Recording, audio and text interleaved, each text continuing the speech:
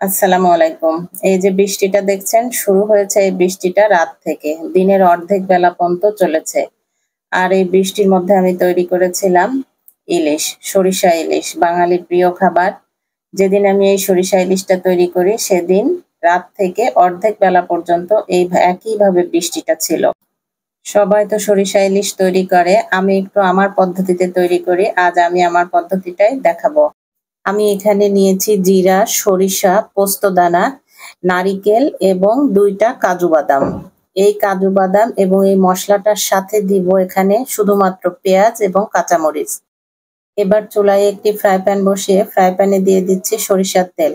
আসলে সরিষার তেলে সরিষা ইলিশ এটা সত্যিই অপূর্ব স্বাদের হয়। আমি এখানে ১ কাপ পরিমাণ সরিষার তেল দিয়েছি। সেই সরিষার তেলের মধ্যে দিয়েছি একটু কালো জিরা। একটু কালো জিরা যদি ফোড়ন দেয়া যায় তাহলে সরিষা ইলিশের স্বাদ যেন আরো বেড়ে যায়।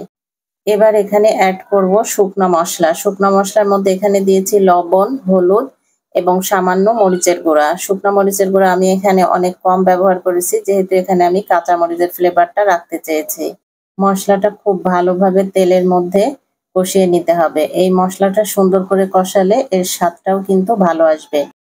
এবার আমি এই মসলার মধ্যে লবণ এবং হলুদ দিয়ে মেখে রাখা ইলিশ মাছটা বসিয়ে দিচ্ছি। মাছটা কিন্তু আমি ভাজিনি। আমি ফ্রেশ টাটকা মাছ নিয়েছি, এইজন্য না ভেজে বসিয়ে দিচ্ছি। আসলে সরিষা ইলিশে কাঁচা ইলিশটা ব্যবহার করলে এর স্বাদটা বেশি ভালো হয়। মাছটা বসিয়ে দিয়ে আমি উপর থেকে ঢাকা দিয়ে কিছুক্ষণের জন্য রেখে দিব। এক পাশ যখন তৈরি হয়ে যাবে বেশ খানিকক্ষণ পরে আমি মাছটা আবার উল্টে ওই পাশটা দিয়ে দিব। এইভাবে খুব অল্প সময়ের মধ্যে একবারে মসলা তৈরি করে সরিষা ইলিশটা রান্না করলে সত্যি অপূর্ব স্বাদের হয়। আপনারা এইভাবে এই পদ্ধতিতে মাছটা একবার হলেও রান্না করে খেয়ে দেখবেন।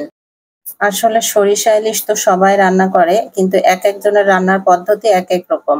আমি যেভাবে তৈরি করি সেই পদ্ধতিটাই আজ আপনাদের সাথে শেয়ার করলাম। আপনারা শুধু আমার তরকারির কালারটা দেখুন। কালারটা দেখেই বুঝে নিতে পারছেন যে এর স্বাদটা কতটা ভালো এসেছিল। আসলে সরিষার সাথে যদি একটু কাজু বাদাম এবং নারিকেল দেওয়া যায় তাহলে এর স্বাদটা একদম ক্রিমি এবং এত মোলায়েম আসে যে মুখে লেগে থাকবে। আমি শেষের দিকে এখানে আরো ১ কাপ পরিমাণ পানি এবং ২ টা কাঁচামরিচ দিয়েছি জাস্ট ফ্লেভারের জন্য। শেষের দিকে যদি এভাবে একটু কাঁচামরিচ দেওয়া যায় তাহলে এর ফ্লেভারটা খুবই ভালো থাকে।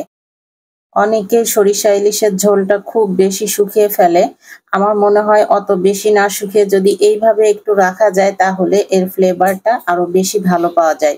তৈরি হয়ে গেল আমার মজাদার সরিষা ইলিশ। আমার রেসিপিগুলো যদি ভালো লাগে তাহলে পেজটা একটা লাইক দিয়ে ফলো দিয়ে রাখতে পারেন। আর যদি বেশি কষ্ট না হয় টুক করে একটা শেয়ার দিয়ে দিয়েন। আল্লাহ হাফেজ।